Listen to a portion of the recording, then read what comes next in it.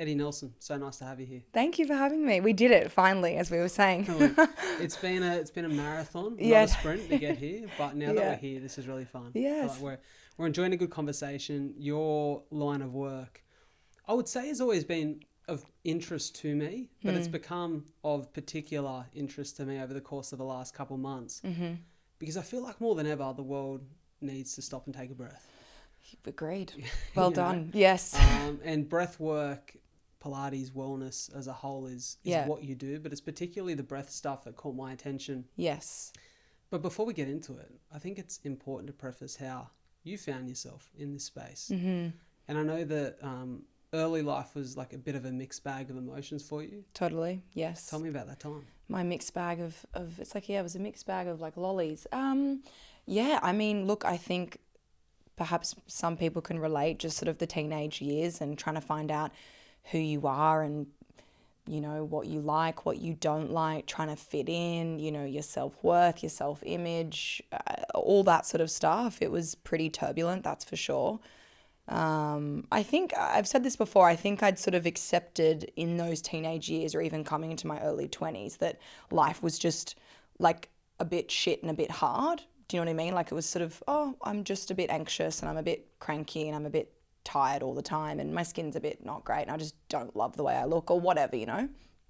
And I tried lots of amazing, beautiful modalities, you know, yoga and EFT and movement and journaling and gratitude and affirmations and all those wonderful things that have definitely led me to the breath. But it wasn't until I found breath work that, whoa, like it was the first experience I've ever had was when I was actually 19 and my Europe trip at the time had sort of fallen apart and obviously it was meant to fall apart.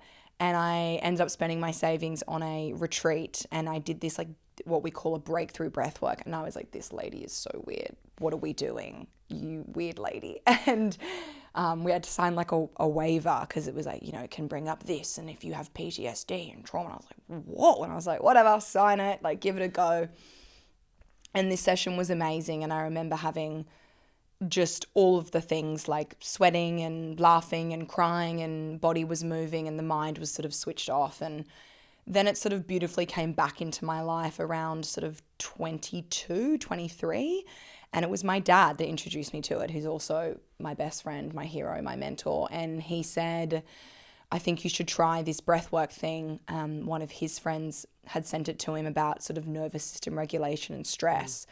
And I sort of tried it and I did it in my room and it was quite an intense breath work and I became completely obsessed because again the crying, the laughing, the shaking, vivid memories coming up, I had never in my entire life actually felt connected to my body or my breath. And so you can imagine that feeling if you've never had it before and then having it through just consciously breathing for freaking 18 minutes. I became completely obsessed and practiced every single day doing those intense sessions, spent my savings to become qualified. And here we are. I want to bookmark nervous system regulation because that's a really important conversation that I want to have with you a little bit later today. Yeah. But when you talk about that experience of like accepting, I think your word was accepting that life is a bit shit and a bit challenging and all of those things. Yeah. Was that somewhat circumstantially or did you feel that to be kind of the fact of life itself? The fact of life itself. Yeah. What do you think that is? Because it sounds like, correct me if I'm wrong, but it sounds like you had a really beautiful childhood, amazing family, but some challenges in and amongst it. Totally. Lots of challenges. And I think the challenges, the trauma, the painful experiences that we go through obviously kind of molds us into who we are or like sort of fragments of our personality. And I think from that sort of turbulent sort of, you know, teenage years, and it was just like I was so sick and tired of always being sick and tired. And I had just accepted that, oh, this must be what life is. And I sort of tried, I was in real estate and I was in hospitality and I was doing a bit of modeling, a bit of acting, but like my sort of, I think my nervous system was so fried that there wasn't a lot of mind-body connection. So I had just accepted, because I think also the people around me as well was sort of like, oh, traffic, oh, coffee, oh, God, yeah, I can't wait for the weekend. It's like, what? Is this what life is? That we're just sort of, I don't know, just sort of accepting that this is our little nest and we can't maybe achieve our wildest like dreams and desires. I just sort of accepted that until I started connecting to my body and releasing the things that were holding me back and feeling my emotions and not distracting myself and not running away. Very painful, but then you start to feel lighter and more real and more connection to yourself, more connection to others. And that was the turning point. And I think breath work, it was crazy how quickly it did it for me. I couldn't believe it. And no one was doing it around me. I was so confused. I was like, why doesn't everyone know about this? Because 4 years ago, everyone was like, what's breath work? That's so woo-woo and weird. I was like, try it. Obsessed. It's interesting what you say there, because I was talking about this on the drive up with Soph. I recently was listening to a podcast, and recently, like 2-3 days ago, listening to Alain de Botton from School of Life, and he had this really interesting point. I tend to resonate with a lot of what he says. Yeah. But there was this one thing that I felt myself in a little bit of a pickle over. Interesting, yeah. And he mentioned that if you've done your job right as a parent, your children have no desire to be famous. And I'm like, I get the rhyme and the reason behind that they feel. He kind of explained that there is enough contentment and peace in living a simple life, that family, being close to loved ones, the simplicity of, connection and service and going to a job and doing all those things should be enough. And I fully agree with that. But there was a part of me that recognizes, this little burning desire in me from the moment I can remember, that I always wanted to be something special. Totally. When I was a young man, I wanted to be the greatest rugby league player to ever grace the planet. Yeah. Then I wanted to be Batman, and I wanted to be... But now you're interviewing the greatest rugby players on the planet, right? So cool. So cool. And then I feel like, is that inherently a bad trait, to want to be something bigger? No, I don't think it is. No, I don't think so. Also, what your soul, like, why'd your soul come here on this earth? Like, it gets into a little bit of a different topic, but I think that burning desire, you have that desire because it's meant to happen. Yeah. And your soul came here to do it. I'm not suggesting that what Alain was saying is, different to what I'm explaining here. I'm sure there's probably some kind of adjacent truth, but I feel like we kind of are existing in a society now where I feel like people have less dreams. People feel less, the dreams somewhat, to a degree, I'm kind of mincing my words here, feel like they are more attainable, because we live in a world where, you have social media and the internet and access to these things, but there's kind of a bit of shame or guilt around wanting those things for yourself. Yeah, I understand what you mean. Yeah. And I wonder for you, when you talk about connecting, and I don't want to get too far ahead here, but when you talk about connecting the mind and the body through breath, and you talk about kind of a lightness that comes in your body where you feel like that stuff is within your reach now, is that letting go of a need to have it? Or is it you just feel like you're more in tune with your soul and who you are? Yeah, I think you're more in tune with your soul and your intuition and what and becoming a bit clearer on perhaps what your path is and what your path is meant to be. Because I think there's obviously, we have our thoughts and, the ego of like, I want to do this and I want to prove that person wrong. And I think we need a bit of that, because I think we got to have that sort of, I don't know, that grit to kind of keep moving forward and keep going. But I think once we connect to our breath, once we connect to our body, which is the most intelligent, wise thing that we have, this sort of instrument, this sort of vessel, once we connect to that, I think things start to get momentum and propel and sort of move forward about what do I want? That whisper maybe becomes a little bit louder because we're sort of clearing the deck and just connecting back to ourselves. But so many of us are so disconnected from our body. So we're sort of just listening to the mind, the ego, and just kind of running a race that, we're not here for that long. You know what I mean? So absolutely, connecting to your body, your breath, connecting to your soul's deepest desire of what you actually want to achieve in this lifetime and then taking action on it, you know? But we've got to come back to the body and to the breath. It's the most, I mean, that's how we enter this world and it's how we leave, you know? Absolutely. Yeah. Hey, I'm not trauma farming here, but I think it's really important to go a little bit back before we go forward. Mm-hmm. Reason being is that, you know, you are young, vibrant, you've got amazing energy, great people skills. Like, it's so easy to sit here and chat to you. And I find that when you see someone like yourself online, there is kind of this, maybe a disconnect between how you get there. Because for people who see that maybe don't feel that way, it's easy to go, you know, well, it must be so easy for you to talk about flowing through life and feeling connected to breath and mind and body and soul all aligned because, you know, you're young and you've got so many things going for you. You know, I don't feel that way. But there are a few challenges that, if you don't mind, I'd like to address. And if you don't feel comfortable talking about them, no, that's okay. Feel free to let me know. But you're the oldest of three sisters, you being the eldest. One of your younger sisters went through a really challenging time in the early years with a brain tumour. Yeah, super. How old were you at that time? So she was 7, so I'm 6 years older than her. So what's that, 13? Yeah, wow. Yeah. That is a tough time because I feel like at 13 you understand that life is full of unfair situations. Yeah. Challenges. Yeah. That we are mortal. Yeah. That sometimes people recover from things like a brain tumour. Yeah. Often at times they don't. Yeah. And, you know, I've got a younger sister who spent her whole life watching me go through health challenges. And when you're a kid, you never really think to check in on the support system, the people around you who aren't necessarily going through it. So what was that experience like for you? Yeah, it was awful. So there's 3 of us, and I think when you're the eldest at all, you definitely are sort of like the second mum a little bit, like you definitely carry.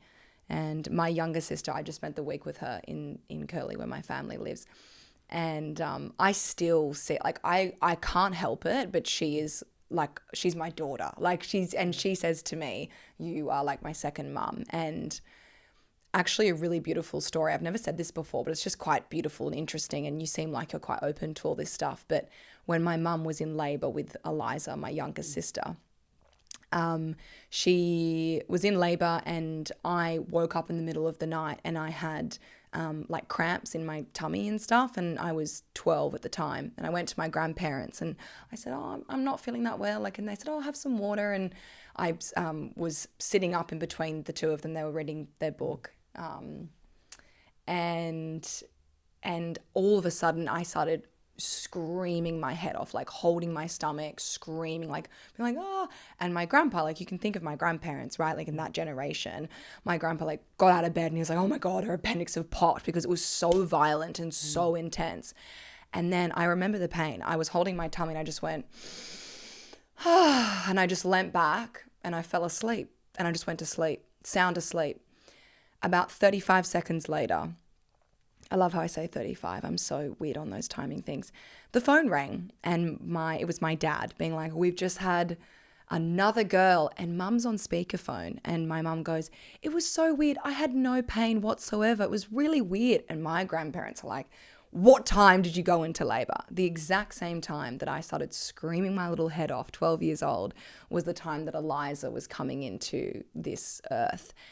And as we all grew up as a family, the only person's arms that she would stop crying in was mine. So mum would give her to me and she would stop crying, and I could only get her to stop with her tantrums when I was, 10, 11, 12, and she was a little baby and toddler. So we have a very, very unique, I was the one that submitted her into hospital the night that she was wrongly prescribed medication. It was really bad. It could have been fatal. And my intuition was like, I went to mum and dad and I said, we've got to get her to the hospital now. This is not, something's not okay. I got goosebumps as I'm talking about it. And she was in hospital for, I think, 6 weeks for that whole time. And they said if you hadn't brought her in earlier, it could have been it. So is this at the time, by the way, that story, that's crazy. Unbelievable. Right?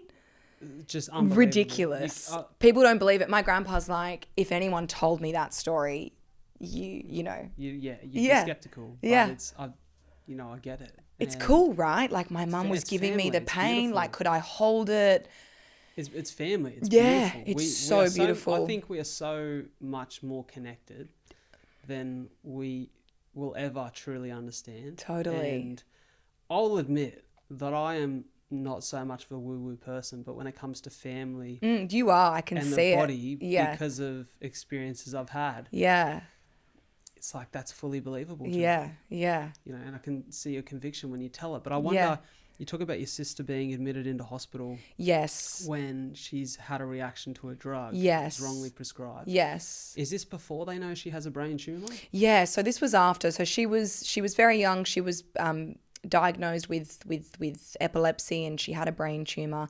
And then years later, the tumor didn't quite sort of go, and she sort of had mental health stuff like most of us do sort of since that journey.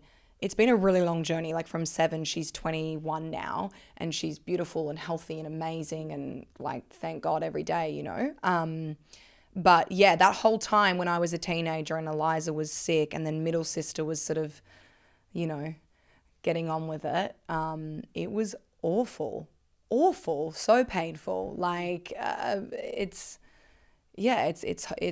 horrible. A lot of time in hospitals, a lot of turmoil with my family and my parents and the dynamic of my sisters, and yeah, it was so painful and so awful. And I guess I can only really talk about it now with not much of an emotional reaction, because I've done so much work to, I guess, be okay with it and not hold it. And also she is so healthy and thriving and amazing now. So is part of the belief that life is challenging and kind of just sucks when you're that age in your teen years, is part of that because you've just come through this experience? And yeah, I think so, definitely, because I think you don't you're not consciously going through life being like, well, I'm feeling like this because this happened to me or whatever, until you sort of maybe down the track unpack a whole bunch of stuff. But yeah, definitely, I'm sure that had definitely something to do with it, because, we go through things that are really painful. That takes a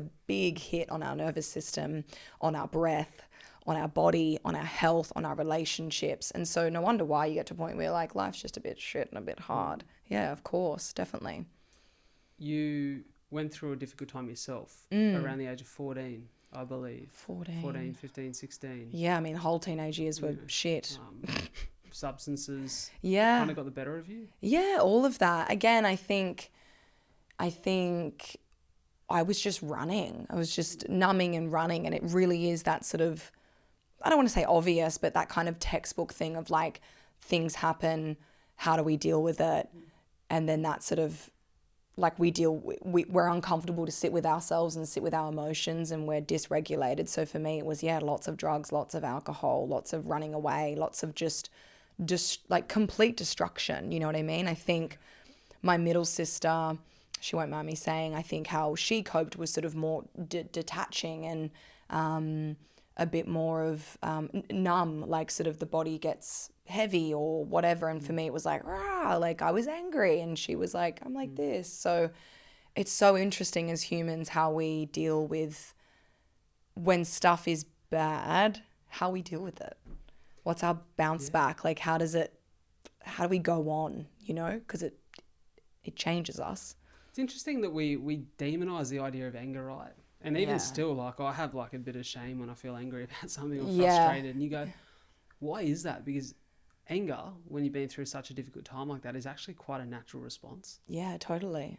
Anger's beautiful. I think conscious anger used in a safe, healing way is really important. I've noticed with a lot of my one-on-one clients that a lot of women are a bit angry, and men just kind of want to bawl their eyes out and cry. It's really beautiful. And I think that has a lot to do with, I don't know, this is more of a general thing, so don't get too specific on it, but I think a lot of men, it's a toughen up, be a man, get on with it. And I think women have been, just do this, people please, be a good girl. So women are a bit angry. It's like this. Kind of the emotion they feel like less comfortable sharing in public. Totally. There's like this rage in like their tummies. And then... So does that mean that like the Karen per se is actually the most free? You know, because she's willing to express her Because she's willing to express her anger. I mean, to ask for the manager. I mean, if they're expressing their anger over something so stupid like that, no, they are annoying. But yes, it's underneath the Karens. Like what's underneath, you know? Because someone that's getting cranky over, you know, if their coffee's not okay or they're being rude to staff, like deeply unhappy, right? There's something else going on there. There is something. Or they could just be an arsehole. Who knows? Yeah. They enjoy it. I said this to Kate Reed, who I had on the podcast the other day, amazing human being. Yeah.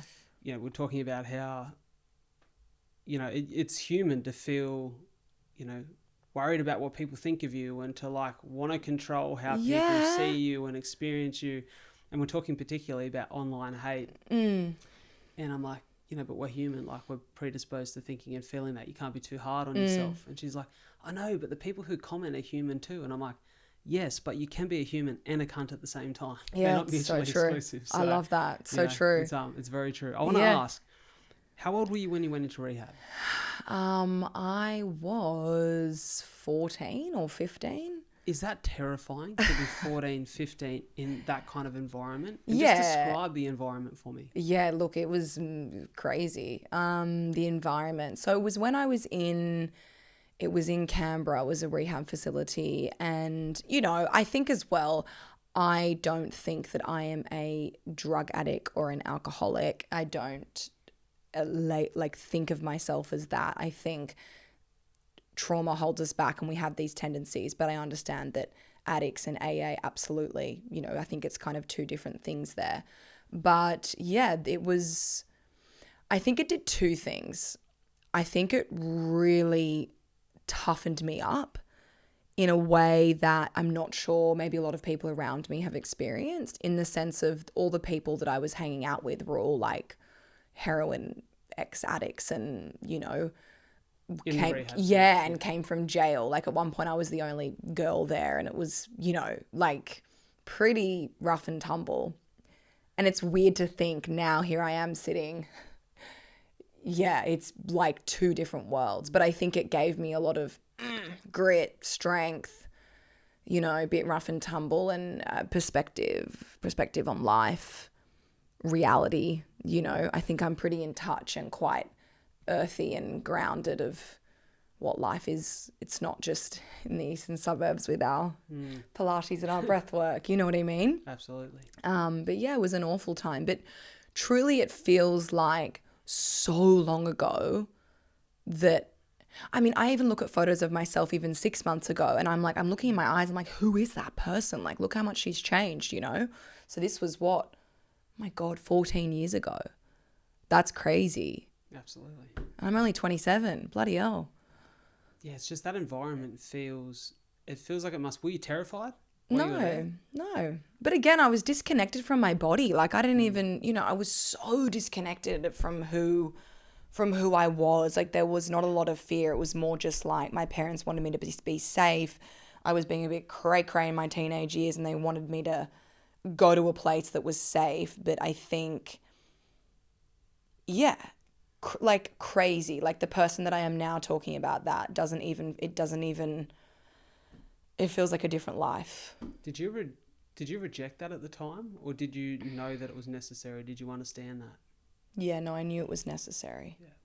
So there's every part of you that wanted help.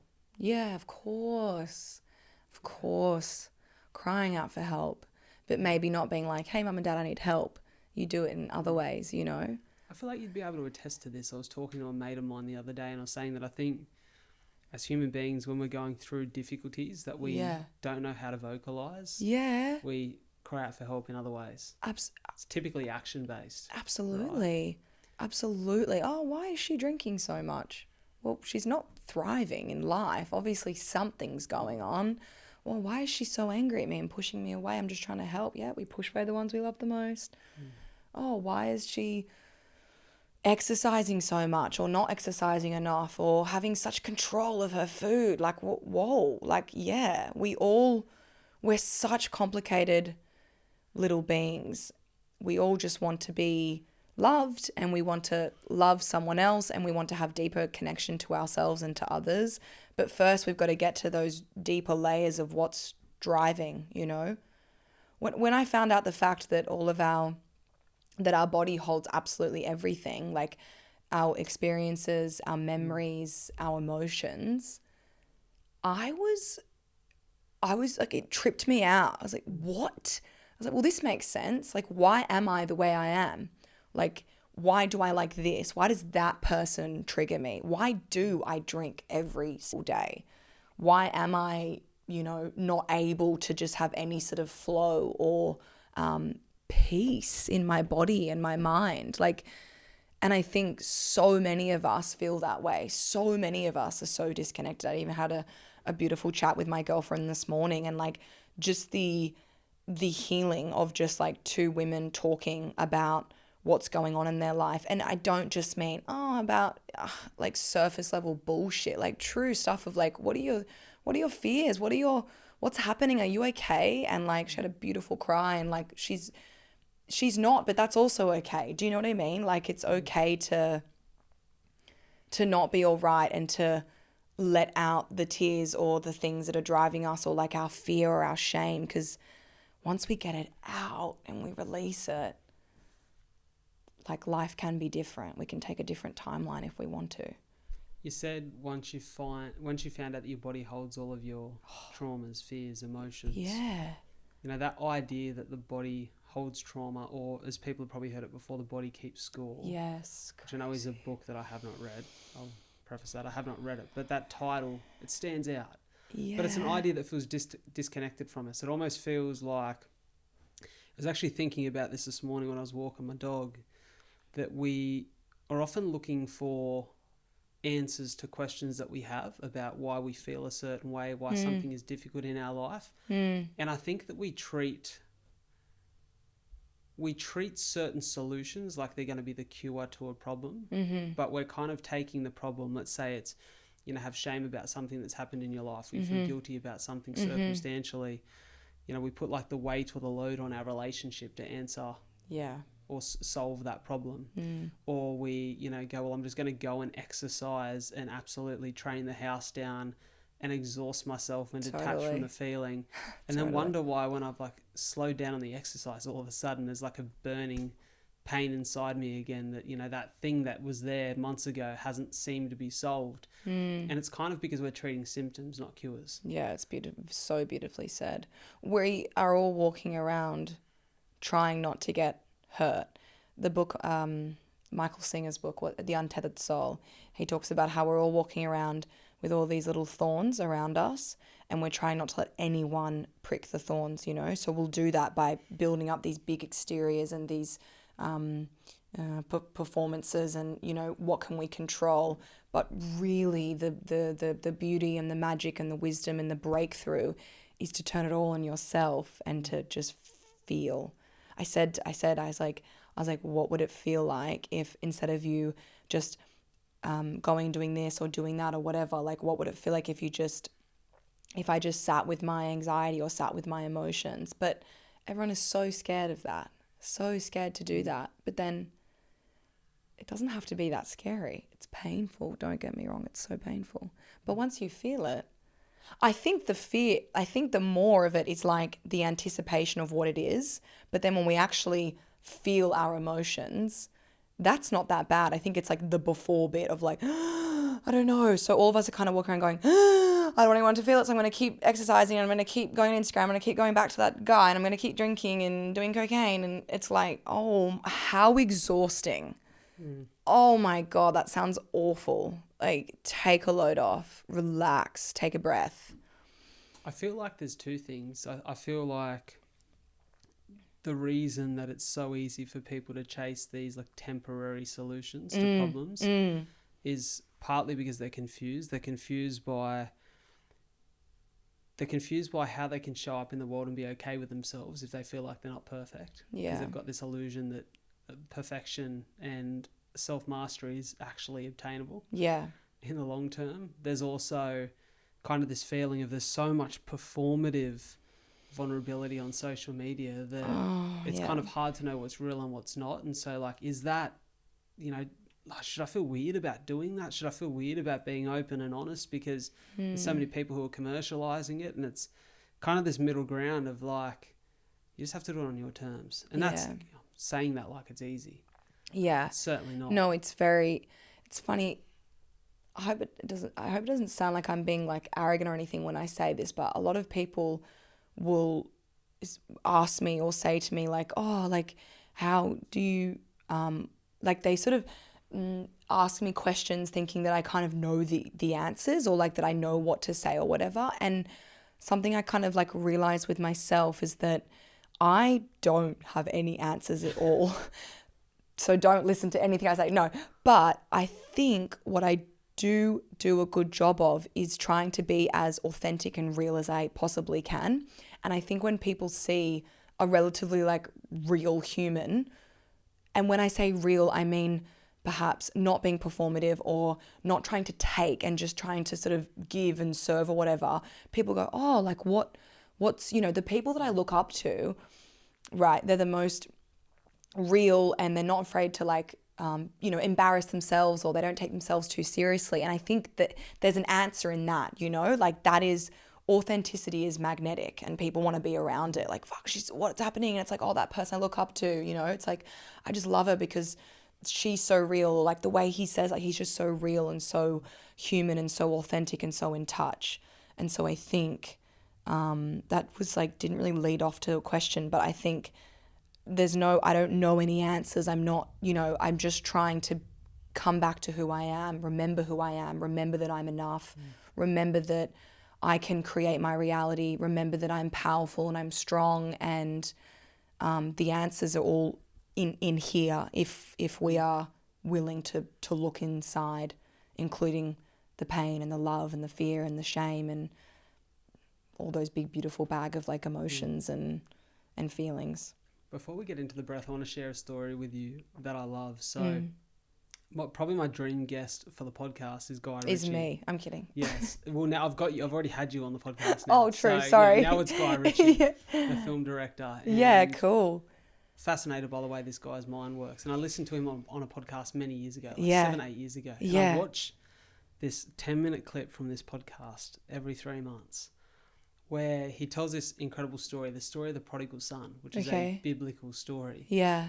But he speaks about it from quite a non-religious aspect. So he talks about the story of the prodigal son is there's the father and the two sons, the older son and the youngest son, and they both work the farm with him. They work the farm, they go about their job, and all of a sudden one day the younger son decides that I want something outside of this farm life, and so I'm going to move from the farm and go into the city, and I'm going to see what it's all about. And, you know, he's, you know, for lack of a better term, but Guy Ritchie explains it so interestingly, he puts his own little filmmaking flair on it. You know, the younger son goes into the city and he's taking drugs and he's snorting coke off strippers' tits and he's prostituting himself out of the world to see what it's all about. And then he realizes that, you know, I'm lost. I need to be found. There is something that I was searching for out here that has not satisfied whatever burning desire I have within me, or this quest to find myself. And so without calling, it kind of just happens through the spirituality of the story. He reconnects with the father. And the father sacrifices the fatty lamb and says, son, you are lost, but now you are found. Come home to me and I'll look after you. And when you hear the story, Richie explains that you kind of feel a little bit like the older brother's been done unfairly by. Like, you know, well, he was loyal to the father and he stayed there and he did his job and he did what he knew was right. Understand, And, you know, so why did the father sacrifice the fatty lamb for the younger son who's just been on this little prostitutional mission through, you know, life to go and explore and just throw it all away? And it's like, well, it's actually not a question of fair or unfair, but it's rather that you are the father. The older son is your intellect. The younger son is the part of you that needs to go out and see what it's all about. Totally. Needs to experience the world, make mistakes, have challenges, have problems, ultimately in order to come back to yourself and realize that you're enough in the first place. Yeah. And the reason I love that story is because I think that we hold too much shame for the mistakes that we make. And I think that we think of ourselves in too high a regard when we're getting it right. Yeah. Yeah. So and true. it's like, we're imperfect, we're flawed. That's the way it's meant to be. Yeah, so true. Robert De Niro, there was like a little clip. I love we're going into like actors and directors, but he was like, so cool what he says. He's like, when life's good, just, and then when life's bad, just, like he just, I'm not as good as him, obviously, but the way that he just says it is like, just stay calm and rooted and grounded and like humble, Absolutely. That's such a beautiful story. I feel like I maybe have heard it. I've heard it before, but it's you're very good at saying it. It's nice. Well, thank you. Let's talk about the breath. Let's do it. I feel like there's something I heard you say on another podcast that I really liked. Yeah. Because the idea of meditation, everyone's heard of it. It's talked about quite a lot. Yes. This idea that, you should meditate, you should think about it. It's always felt pretty unnatural for me. Totally. And I found it very challenging to Yes. sit with my thoughts, still my mind. Yes. And I think it's fair to say for most people in a world that feels a little bit more chaotic and busy and confusing than ever, or at least than ever in our lifetimes. Absolutely. That feels like a real challenge to still the mind. Now, I heard you say meditation is great, but when you're in fight or flight, how do you sit with your thoughts? And I find that really interesting. Explain that idea. So I'll talk from my own experience, and I think a lot of people then will agree with me because like I hang out with all of them and do all the breath work and stuff with them. But how exactly, when I wake up in the morning, when my cortisol is and I'm kind of already in that go, go, go, adrenaline, maybe a bit in my masculine because I've got my own business, I'm trying to get things done. How the hell can I just sit down and just sort of be with my thoughts and focus on my breath when my system, my nervous system, is already kind of in that state, right? Joe Dispenza says it's like a tiger trying to eat you. Like, seriously, how does that work? And so many people go, oh, I can't meditate. It's like, well, yeah, no wonder why, because you're in fight or flight and your body, we're all up here, like highly strung and like all over the shop. So meditation is beautiful, amazing. It is such a powerful, powerful tool, of course. But we need to change our state first, our body, our physiological body, right? Like our system. Okay, how do we do that? Breath work, 100%. It's the quickest way to shift your state, like more so than exercise and other things. It's so quick. So for me personally, I wake up and to shift my state quickly, I will just literally 2 minutes is enough, right? Whether it's where it's like activating breath, so a bit of like Wim Hof style, like, or it's like, and letting out moans or groans or, shaking your body for 30 seconds. Do that, change your state, your tree, your vessel, your instrument. And when I say that, I'm talking about my body. Change that and then go into meditation, right? Because we've now shifted gears from our sympathetic nervous system, our fight or flight, and we're now in our parasympathetic, our rest and digest. Absolutely, meditate after that for sure. When I do breath work and do a little bit of chanting and then I meditate, I literally feel like I am the best person in the whole world. I'm like, this is amazing. Like I'm calm, I'm regulated, I'm in my body, I'm connected, and my mind is a bit quiet. Change your state and then your story will change, as in the thoughts, right? I love that. Yeah, it really, really works. Like, my God, it really works massively. I want to ask you about the specificity of this, right? So you just spoke about Wim Hof. I think everyone who has heard about breathing on a surface level has heard about Wim Hof. And so right? I still, And so, but what it seems that Wim does is like a relatively extreme level of practice. Yeah, it's quite masculine. It's quite like, and then you hold your breath and then you squeeze everything tight and then you want to not faint, but you almost might. And that's amazing. But I will say again, most of the women that I work with find that quite triggering and almost like they're having a panic attack, and it gets them really irate and up there, and so they don't feel safe, or men and women, but just most of the people that I work with, right? So we don't want to do in my opinion, too much of that. So like what the bread method is and what my portal is of my online business is literally all of these really beautiful breathing techniques into one session, depending on what sort of intention you want to get out of it, right? So I love that word, intention. I think that's really important for people to intention's understand. everything, right? Because I think it's easy to confuse this, right? So when you're Yeah. doing this for the first time, you go, breath work, good for my body.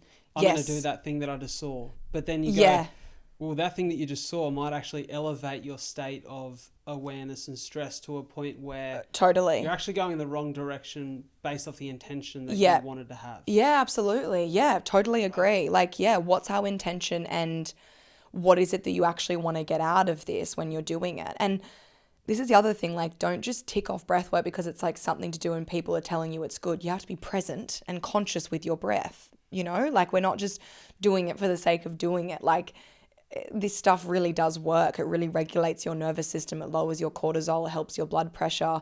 Like, this is where science meets spirituality. It's like the perfect combination. Like the breath is it's your remote control to your thoughts, your feelings, your actions. Like it all begins from the breath. If you're breathing correctly, breathing properly and regulated with your breath, everything else flows in your life, right? Like it can be that simple. I think people also are like, oh no, it's not that simple. I'm not going to try it.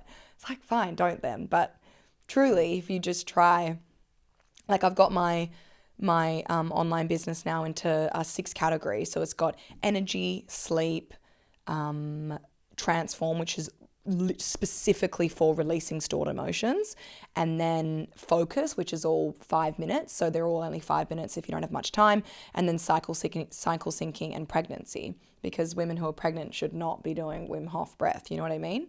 And so going back to intention, like the energy series has 12 there.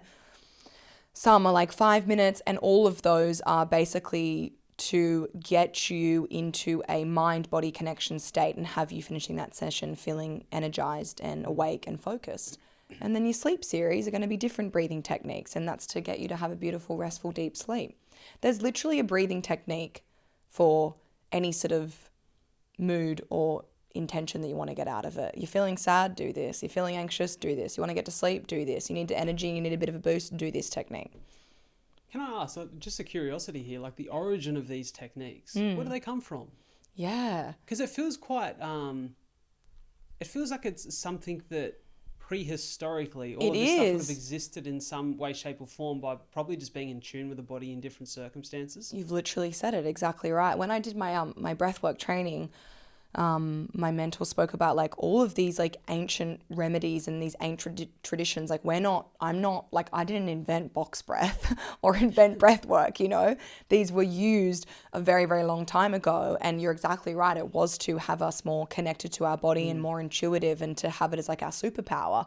Meditation, movement, shaking, dancing, like all of these, sound, getting in nature, all of these things that ultimately, I always say ultimately in like an American way. I don't know why. Don't laugh. Soph said the same thing to me. I'd done a podcast recently. She's like, you said ultimately about 10 times. I don't know, like, but I know say it like ultimately, like that's really wrong. That's like I'm saying it like an American way, apparently. Really? Yeah, and my roommate's Canadian. I'm like, have I picked it up from her? Anyway, and everyone's like my mom's like, that's not how you say it. Anyway, what was I saying? Yes, all of these things are so simple. Breath, movement, sound, dancing, what we eat, how we eat, our intuition, connection to our body. We didn't make this stuff up. This has been all rooted back in the day, for sure. Yeah. So I'm going to share something with you that I haven't shared openly on the podcast before. Yes. 6 weeks ago, I was sitting at home on a Sunday on the laptop, typing away. Yeah.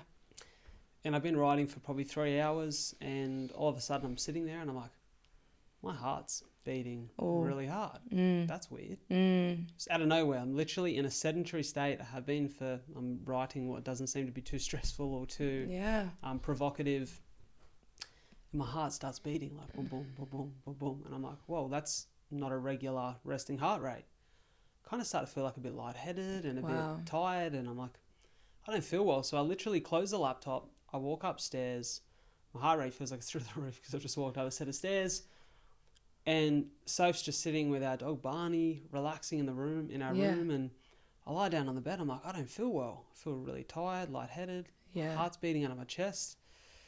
ended up just relaxing for like an hour, and then I felt like I went back to normal. I went downstairs, I kept working, and then 2 hours later I'm showered, relaxed, making some dinner, and as I walk my bowl of food over to the dining table, my heart starts beating out of my chest again. I'm starting to feel a bit anxious about it because I'm like, am I having a heart attack? Got this like shortness of breath, my chest feels tight. I'm like, oh, kind of like I'm struggling a little bit to breathe. I'm like, what's going on here? I've never felt this in my life before, outside of when I've done like very strenuous exercise. Yeah. I'm like, I don't feel well. And we end up going up to emergency because I'm like, I think I'm having a heart attack. Wow. And they take me straight in. It's pretty quiet, thankfully. And they test my blood pressure, and it's 178 over 100, so very high. My pulse is 100, and I've been lying down on a bed for a few minutes. And they do an ECG, and they're like, your heart's in rhythm, but yeah, your blood pressure and your pulse is abnormal. We're going to send you for a chest x-ray. So they send me for a chest x-ray, and the x-ray is fine. There's nothing wrong with my heart. My bloods are fine. It doesn't seem that I've had a heart attack or any kind of episode. And I'm like, what is it? And they're like, we don't know. It could be anything. Just go home, relax, go see your doctor this week. So I go home and I feel a little bit better because I guess I've cleared the fact that I'm not having any kind of heart episode or some kind of major physiological stress. Yeah. But I go to the doctor a few days later and I explain to the doctor what's happening. She's like, oh, we'll send you for some bloods, etc. The next Sunday, the same thing. The third Sunday, the same thing. The fourth Sunday, the same thing. Every Sunday afternoon for 4 weeks on what was a very relaxed and low stress day, at least it seemed, I had this kind of episode where my heart would start to beat fast, my chest would feel really tight, and I felt like I had to be uncomfortably present with my breath for the space of like 2 to 4 hours. And I'm questioning like, what's going on? I'm thinking, have I pulled a muscle in my chest? Is there something that's happening inside my body that I can't necessarily understand? And I'm searching all these things on Google, which is the last thing you should do when you don't feel good about your health. And I'm like, there's this thing where you can have some kind of cancer in this system, and and I've just had all these different things to the point where I then had all these other different symptoms that weren't connected. Just something was going on in my body. I went to my doctor again. I'm like, Doc, you probably think that by this point I am a hypochondriac because I've been here with all these different symptoms. But something's wrong with my body. I know my body, and I'm not usually a health stress person. I've been through a heap of difficulty with my health. Usually relatively calm about these kind of small symptoms. And she's like, you stressed or anxious?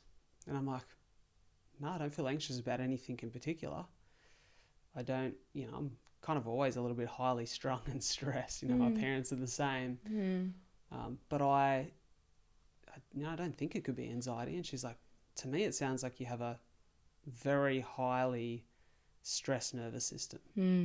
You have just finished writing a book. You work a full-time job. You host 2 podcasts every week. You just got back from an overseas trip. You didn't have a day off for a year, and you say you don't feel anxious, but I think that your nervous system is stressed. Yeah. And your body's trying to talk to you. Yeah. And I'm like, interesting. Yeah. Maybe I'm not perfect.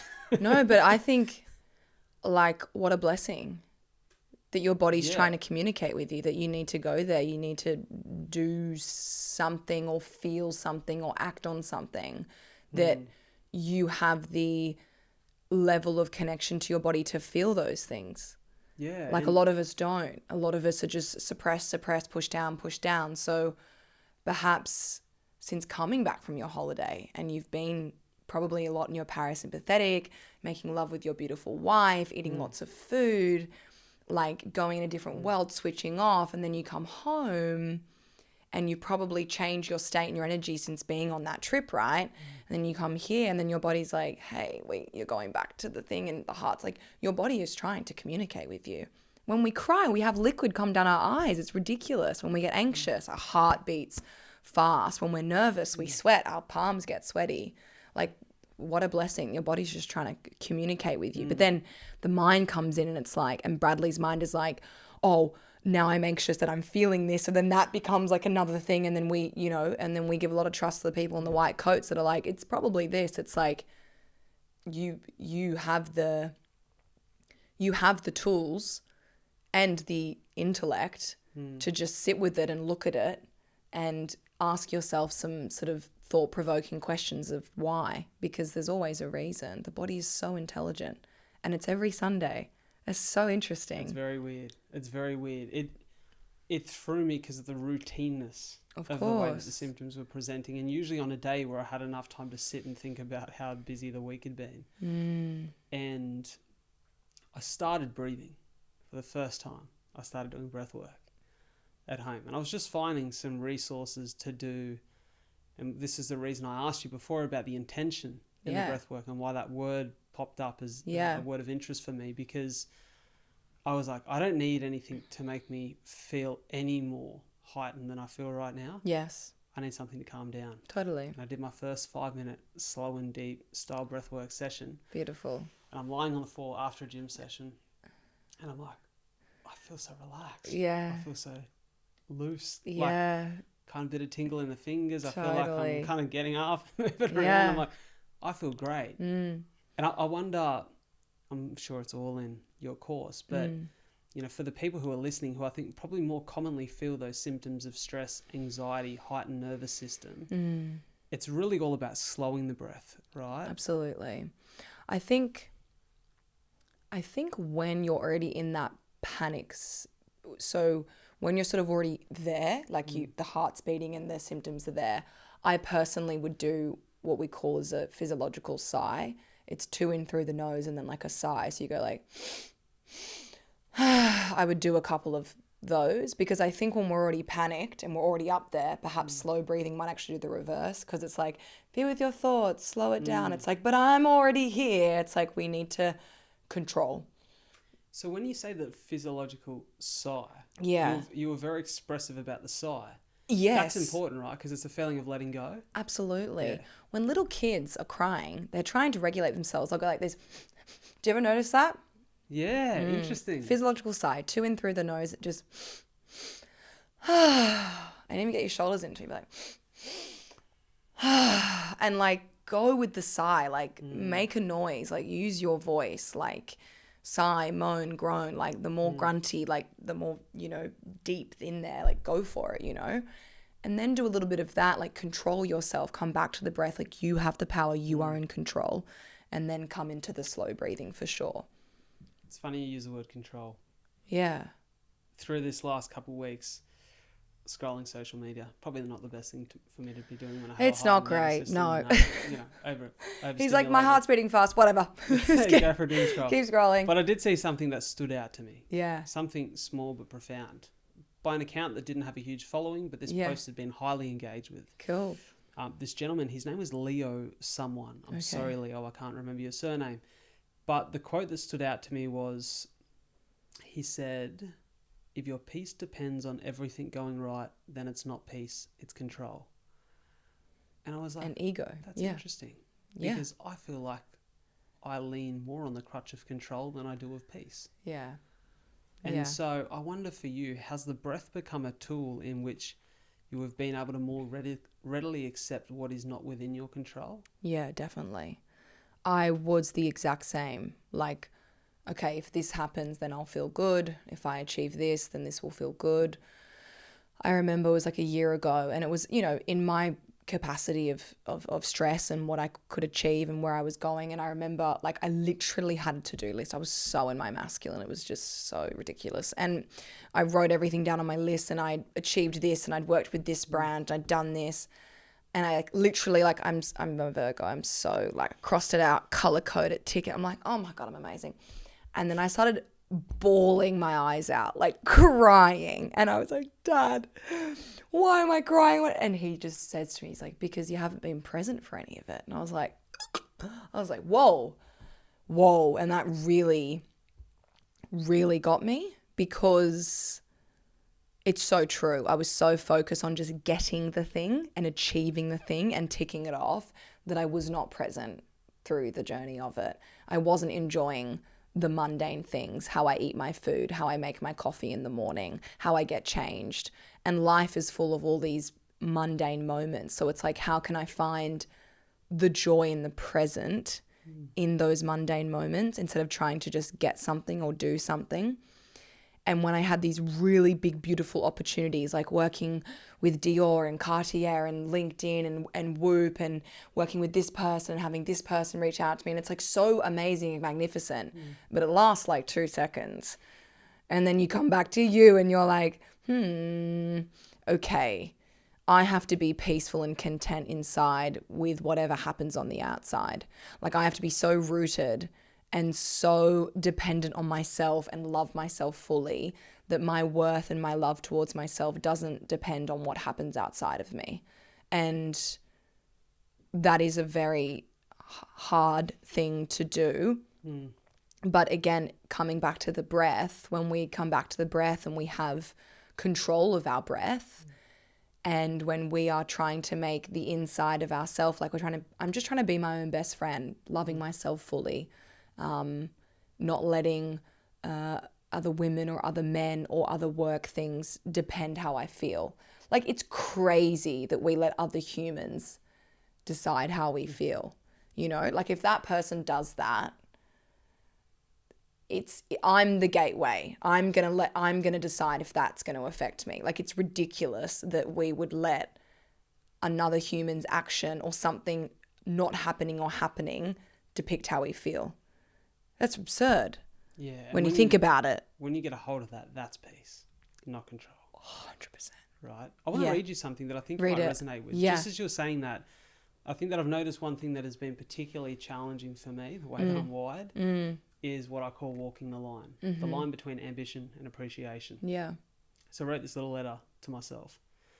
My unique life experience has afforded me some inner struggles. My mind battles itself as I do my best to walk the line between ambition and appreciation. I know that this challenge isn't unique to me, but due to my unique set of circumstances, it plays out daily in my head. When you learn that your days aren't promised, it's hard to ignore the sound of the clock ticking in the back of your mind. This encourages urgency and fuels an ambition in me that has driven me to achieve so many of my successes. My ambition is a rose, for it's beautiful and admirable, but it is full of thorns that cut me. These thorns draw blood. They remind me of my mortality, my jealousy, how far I am from where I want to be, how small I am, and how much more I need to achieve. They often overpower my gratitude. This is one side of my mind, separated from the other, in which I have a deep appreciation for everything that I am and have in the present. It is the other side that fuels my appreciation for everything that I have, that at times I thought I was going to lose. The people I love, the air in my lungs, the purpose I feel, my passion for life. Both serve their purpose, but both torture me at a time.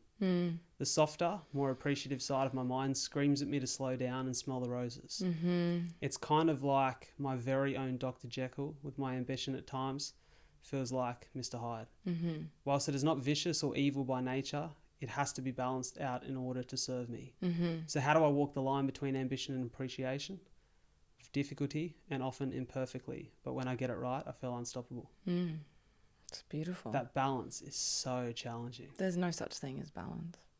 Yeah, it's kind of a line that we just bounce between, right? Yeah, what's your bounce back rate when life is shit, and how are you when life is good? Life is so painful and so beautiful.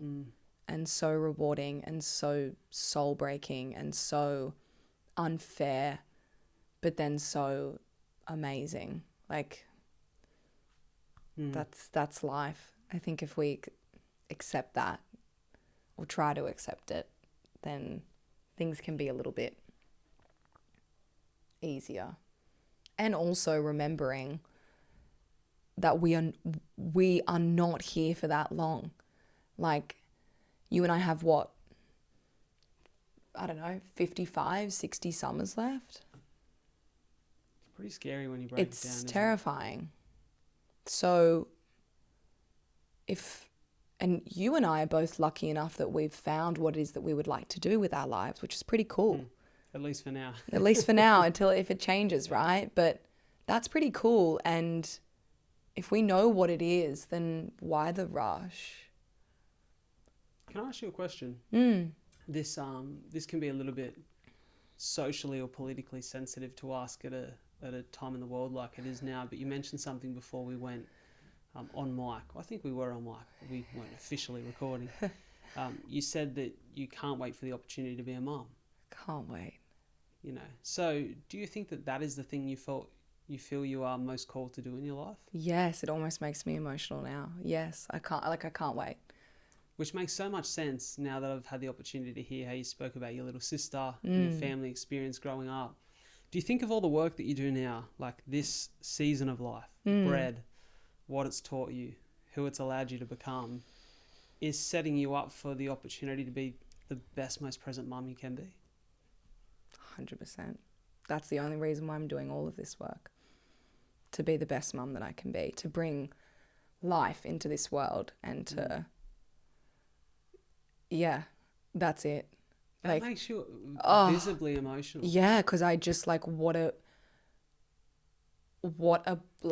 blessing that I get to do all of this work on myself. And whenever life is really hard or really difficult, I will think I'm doing all of this so I can be the best mother that I can be, and I can bring life into this world and raise the next generation and have, hopefully by the grace of God, beautiful, healthy children and lots of them. That's what's lots look like? Like 4 or 5. Soph's got an idea about 4 too. I'm I just can't, I am so excited. That is my whole purpose, my whole, when I dropped out of school, I dropped out of school at 14, 15, and I was a full-time nanny. Kids, just want them. Let me ask you, do you foresee, and I know it's impossible to say this with certainty, right? Yeah. Because nobody knows what's next. No. But can you see yourself as Eddie the mum who, still runs Bread Online? Oh, yeah. Rocks up. Yeah. Absolutely. I mean, there's a whole reason why there's a pregnancy series on there, and why, 100%. The reason why I'm building my business online and why I have plans for this, and this is purely so I can be a mother and do that at the same time. That's it. Why do you think that the internet is so... Well, I think I know why the internet is so hell-bent on, speaking about the two polar extremes, like absolute dedication to motherhood and the mother shouldn't do anything else, or, absolutely reject the idea that I'm meant to be a mum and I'm just going to be, career driven and focused on that. And both are completely fine. Absolutely. But why does nobody want to talk about the middle ground? I don't know. I think as well, you as a woman, you just want to do that you just want to do what feels authentic to you. So if having a business and not having children and thriving in that, if that feels like your authentic decision and your life's path, go for it, right? If it is, there was this woman that I followed, Catherine Zinkina. She was the manifestation babe, and she was huge and helped me so much as I got into this journey of visualization and manifestation and intention setting. And she was so cool. She was a Russian immigrant and came here with nothing and slept on her grandmother's couch, and she was making tens of millions of dollars. And she did a post a while ago being my soul's calling is now to have more children and say goodbye to this business. And she just said goodbye, And then there's other women that I look up to that just motherhood and just raising lots of babies, and maybe their husband or their partner can financially provide for them, which is so beautiful. And, they feel most authentic and most alive when they are raising their children and, making sourdough from scratch and doing that. And then there's people that I also look up to that have both, which is what I would like. I would like to be of service and help women and men become more connected to their body, and then to, have lots of children and have a beautiful partner and a beautiful family. And I think that the only rule that you're meant to follow in life is do what's right for you. Absolutely, and the people. For sure. That is where I get so lost and frustrated with the online world of today and the podcast industry and the wellness industry to a degree, and news and media, because everyone's so hell-bent on figuring out what's right. Yeah. And what's right is so subjective. Yeah, and we're listening a lot to other people. But let's just, again, coming back to the breath, connect to your breath, connect to your body, and feel like I did like this big rant the other day, and I was filming myself and I never posted it. But I was, morning routines and, do this and, okay, you've got to do journaling, gratitude, ice bath, 10K run, Pilates, breath work, and then, you're amazing. I think, again, that's getting into the ticking it off, the to-do list, like getting it done. It's like, are we present with it? Some mornings I wake up and I'll play a Disney movie in the background because I'm feeling like my inner child's a little bit sad and I need to give her some love. Other mornings I wake up and I scroll on my phone for 10 minutes. Other mornings I wake up and I will do a Pilates and then I'll do a sauna and then I'll do a breath work. Like, that is the power of being, as a woman, connected to your body and your breath. We're different every 4 to 6 days. Thank you very much. So doing this to-do list in this masculine way every day is detrimental. Like, connect to your breath and your body and then figure out what it is that you need. Maybe after you connect to your breath and your body, it isn't going for a 10K run and doing a high intensity workout. Maybe it's making a tea, turning off your phone, getting some sun in your eyes. And then maybe another morning it is doing your high intensity workout to some rap music. I don't know. Connect to you first. And we do that by the breath. Discipline's an interesting journey, right? Because there was a period in 2020, beginning of 2020, I'd been very undisciplined for a couple of years. My health had gone by the wayside. It was causing me a lot of challenges. Most people who listen to this show know the story.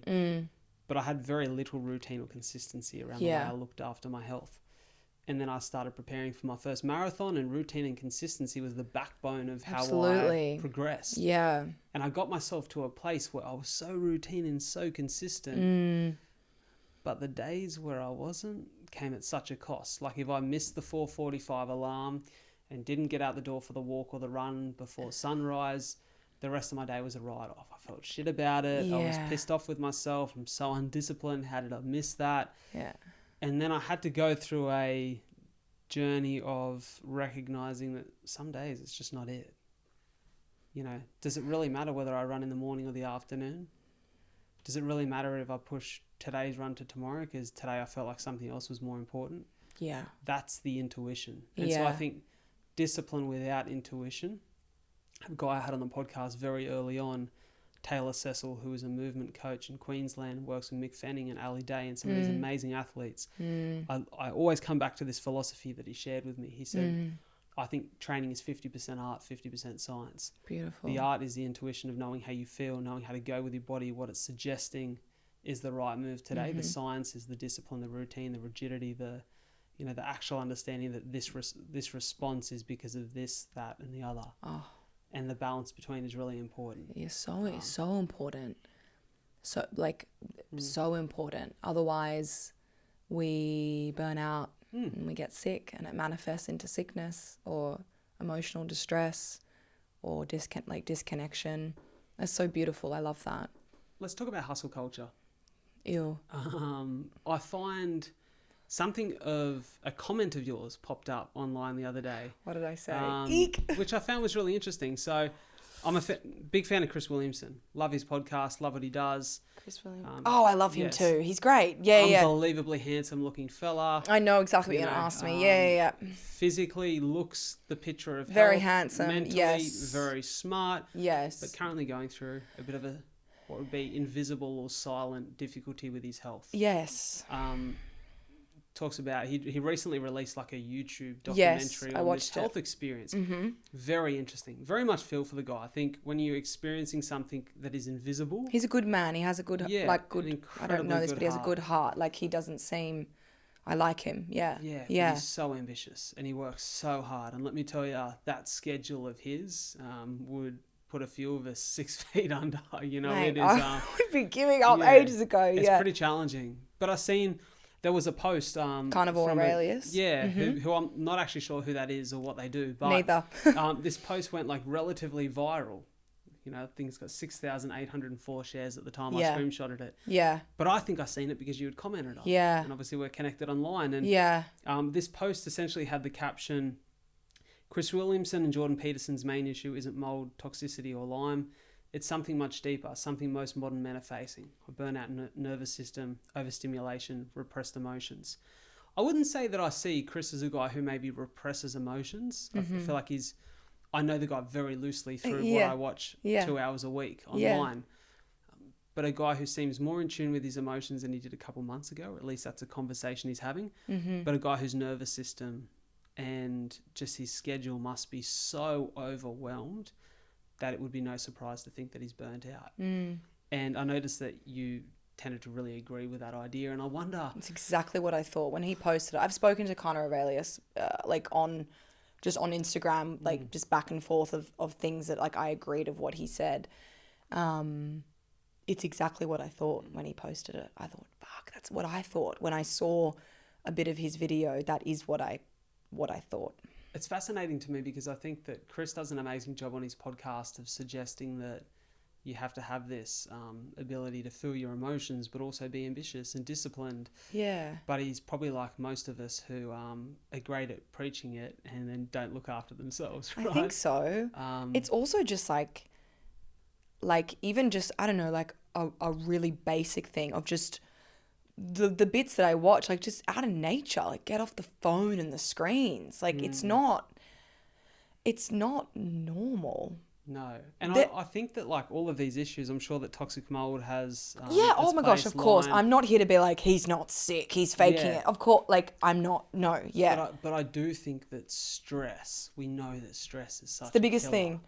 Joe Dispenza talks, I love Joe Dispenza, as you can tell, because I've talked about him a lot, that emotional stress is like the biggest, it's just the biggest thing for everything, for sicknesses and triggers and physical things is like the repressed emotions, feeling our emotions. And, you know, I remember there was this like study they did in hospitals, and it's like the people that lived longer were the ones that had a window and could see nature outside their window. You know, like in hospitals there's like no nature or light. And I know that's like quite an extreme example, but I don't know if you think of Chris's schedule and what he's doing, like I'm sorry, like no amount of like longevity, biohacking, anything will, you have to come back to your cyclical nature by just walk barefoot for 5 minutes. It's interesting what you said there. You made a clear distinction, emotional stress.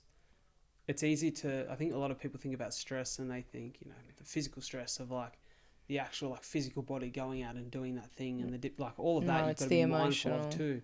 But it seems it is the emotional that breaks people down. I can't remember what it is. It's going to kill me if it doesn't come to me in the next second. But I was listening to or watching something the other day, and they were saying that it's the mental stress that gets you before the physical. The mental stress that gets you before the physical. You know, the physical body has a way to... Yeah. It was actually Adam Reynolds, my guest on the podcast. Oh, amazing. He was talking about a tricky period to navigate through, like training as a rugby league player and as a team. Yeah, of course. Their coach, Michael Maguire, this is back... he's at Brisbane now. Michael's the coach. They just won a premiership. There's a lot of criticism of Michael, the coach, at the beginning of the year because they went on this pre-season army camp, and people know that Madge is synonymous for putting players through unbelievable physical demand at the beginning of a season. Yeah. And they started slow, and everyone's like, look, they're already burnt out. They go on to win the comp. But Adam does talk about a time in his book 10 years ago when they were at South Sydney. They win a competition 2014, and then they have a few disappointing years that ultimately he's like, as a veteran of the game now, I would have, if I had my time over again, said that we can handle this physical stress, but the mental stress that we've been under the last couple of years and the mental load has broken us down. Yeah. And I find that really interesting. Yeah, I think that's harder to pick up on. Yeah, no, I love that. It is harder to pick up on. Yeah, I think that's so beautifully said. I think I chatted ages ago, Callum Mills, he plays for the Swans, and I was doing a breath work out there where they train, and him and I were just chatting about breath work, and because they do breath work now, and he was just saying like it's not. He was kind of saying similar to what you were saying, like physically we can do it, but him and I were saying like it's the mental, like the mind doesn't switch off and sort of slow down, and it's like that's where the breath work, because it is so different to meditation. I'm giving you something to do to get you out of your mind, whether it's for 45 minutes, whether it's for 2 minutes. The reason why I think as well a lot of us are so physically exhausted is because of the mental. So I think, is that kind of what you were saying? Is like Absolutely. we physically are so tired. You know, I remember my mentor, who's also like my whole world, her name's Somi, and I'm like, I'm so tired. And I'm like, it's because I've got my 5 plies class. She's like, no, it's not. It's because of your stupid little mind that you won't give it a break. Like, I can get up, I can run events for 85 women, and I can be up there for 3 hours. Like, my vessel and my energy and my physicality is strong. But then when I get tired and exhausted, it's not from physically what I'm doing. It is the mind that won't give me a break, that is just on repetition. And a thought over again and again and again is then a belief. So it's like, okay, what are my beliefs? What are my systems? What are my conditioning? And that's where we can start to rewire our neuroplasticity in our brain and our body. And that's where going into the breath work, I've gone off topic, but it makes sense, is like, you know, when people sort of say, oh, it's just the way I am. Let me tell you something. It's not. It's definitely not, because we are able now through breath work, even through things like journaling, even through things like gratitude, we're able to rewire some stuff, even through visualization and visualizing our future self. Like a lot of athletes, I'm sure you've probably met some that visualize themselves, you know, winning the game, or what kind of energy they're bringing into it, and that it does something to our systems, to our bodies, right? That's crazy. Like, that is unbelievable. So the breath work, when we're able to sort of get out of our minds for a bit and go a bit deeper, like to that iceberg, like in the ocean, that's kind of, you know, that's our things, our rocks that are holding us back, we can start to release those things and rewire those things, you know.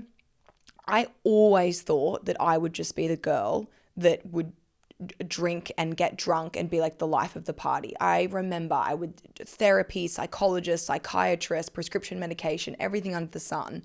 I remember one of my psychologists said to me 10 years ago, do you think maybe you could go to this thing and just have 2 drinks? I'm like, what the? No, like, no, absolutely not. Like, what are you talking about? I never, ever thought that I would ever be able to stop those tendencies and those addictive behaviors. Like, I just would tell, like, I just thought it was who I was, like, truly.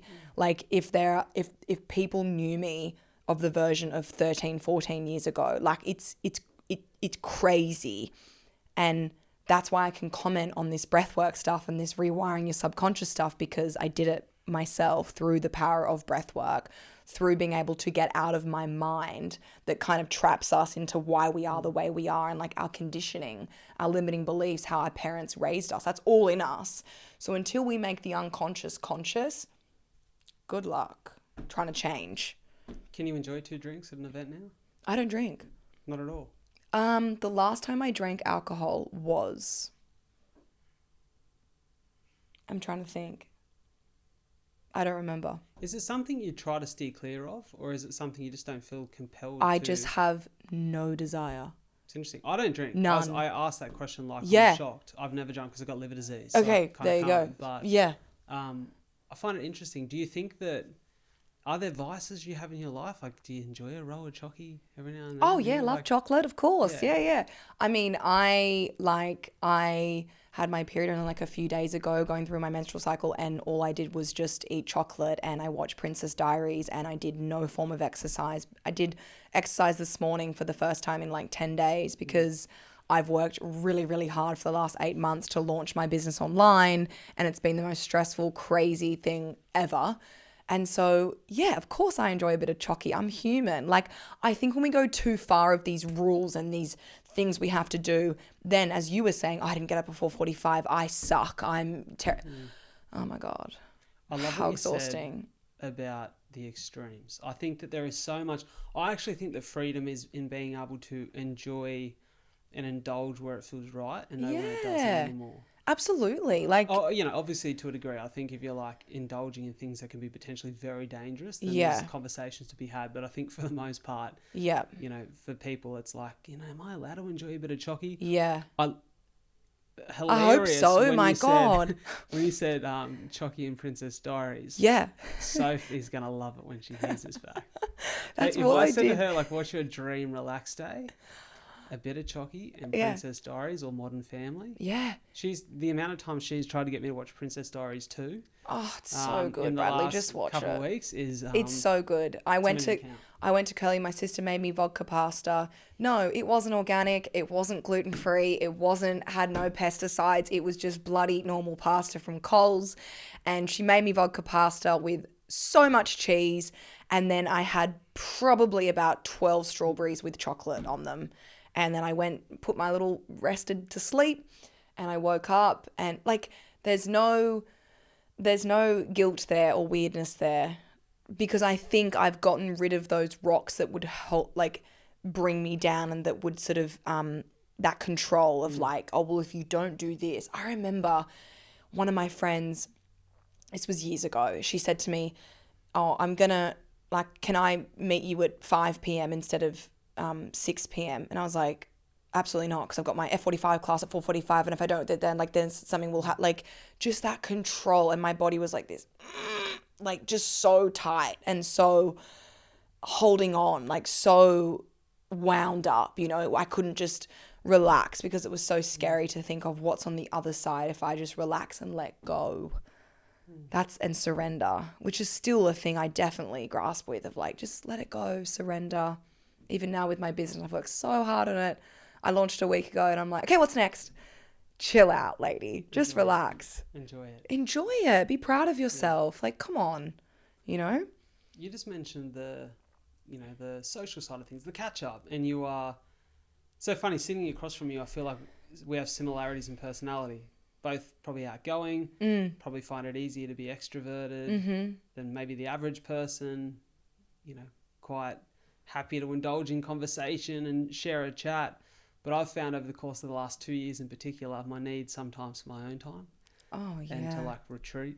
I'm And actually nowhere near as social as I used to be at this all. is interesting. Why do you think? What's the change? Because my energy is precious and I got to look after it and protect it.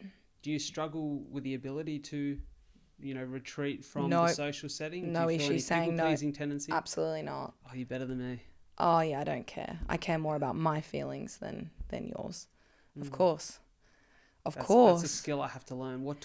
I mean, I'm not like I'm not a bitch. Like, of course, like No, yeah. maybe I am sometimes, but I think because it's like backlash in my face, like if I'm not looking after my energy and my essence and my tank and how much I'm filling up my cup, like I can't give, like I can't. So, and I think the job that I have, I don't love it when practitioners say like I'm holding so much space, so I've got to look up. But in a way, it's true. Like when I am teaching breathwork classes or I'm holding space for 80 women at an event or I'm, whatever, it's true. You hold a lot of space. You do need to kind of come back and look after your energy and protect yourself. And I know that when I go a little bit too much that way, that I get a bit snappy or I get a bit bitchy or I get a bit like fed up or I get a bit frantic.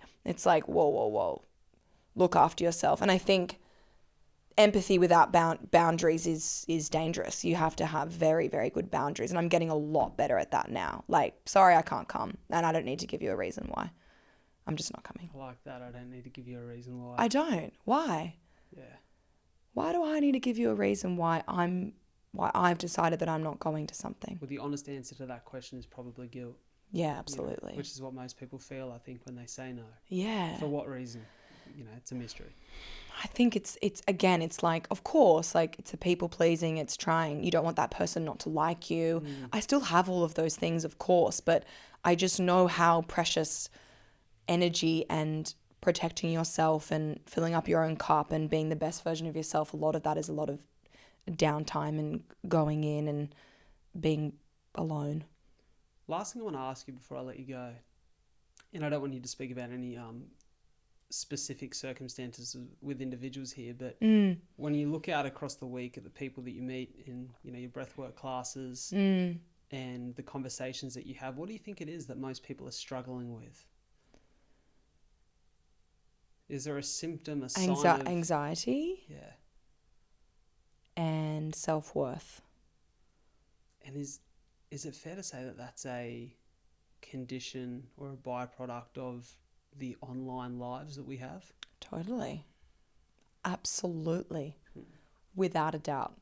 I was chatting to some friends of mine who work at the Upside. This is where my outfit's from, by the way, Upside. Best brand ever. And we were talking a bit about the online space and perhaps maybe seeing reels or content and it's just a bit out of touch and it's not relatable.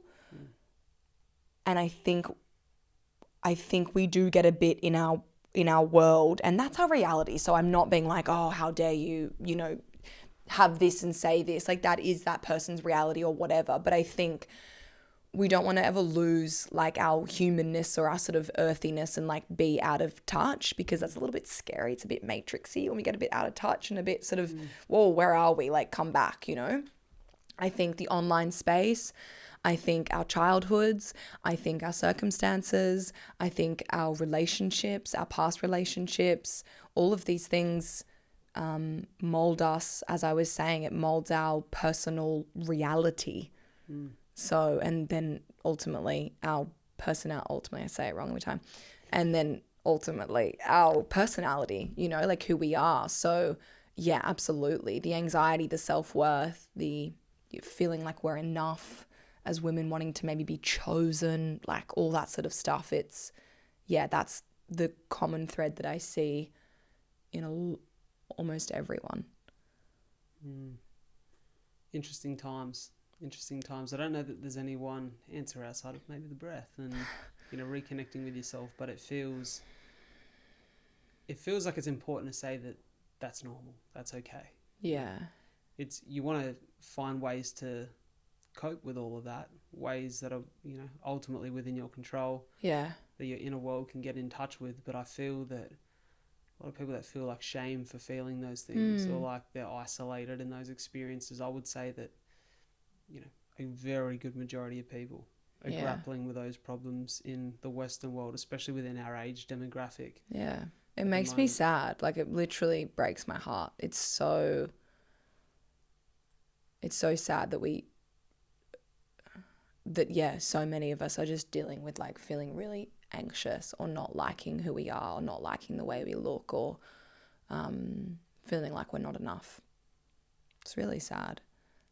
But I believe, otherwise I don't think I would be doing this work. I believe that, I know you can, because I did it myself. And I believe that we can change that. There just has to be a little bit of openness and a little bit of curiosity. No one's perfect. You're not going to get it right. But there does have to be a little bit of maybe there's a different way of doing things. Maybe I could try something different. And then once you do that, and then like anything consistently, hope, glimmers, momentum, things happen. The universe starts to meet you where you're at. Things start to happen. You don't really know why. Synchronicities. It's beautiful. I'm a big believer that hope is some of the best medicine. Of course. When you have hope, when you see the sun shining even between the clouds, something about the human spirit that lights up. Well, of course. You wouldn't be where you are today if you didn't have hope. Absolutely. Neither would I. It's what keeps us driving us forward. Hope and love. All the good stuff. All the great stuff. All the good stuff. Hey, this has been so much fun. So good. Thanks for coming on. Don't typically do the promo at the end of the episode, but I will say that we'll make sure that all your links are in the show notes. So for people who are... Thank you. Spoke about their curiosity. Yeah. For the people who are curious, who have heard this, who feel like, I could use a little bit of Ed and bread in my life. Thank you. Get down there to the links. Check it out. Thank you. I really appreciate that. Pleasure. Thank you for having me. My pleasure.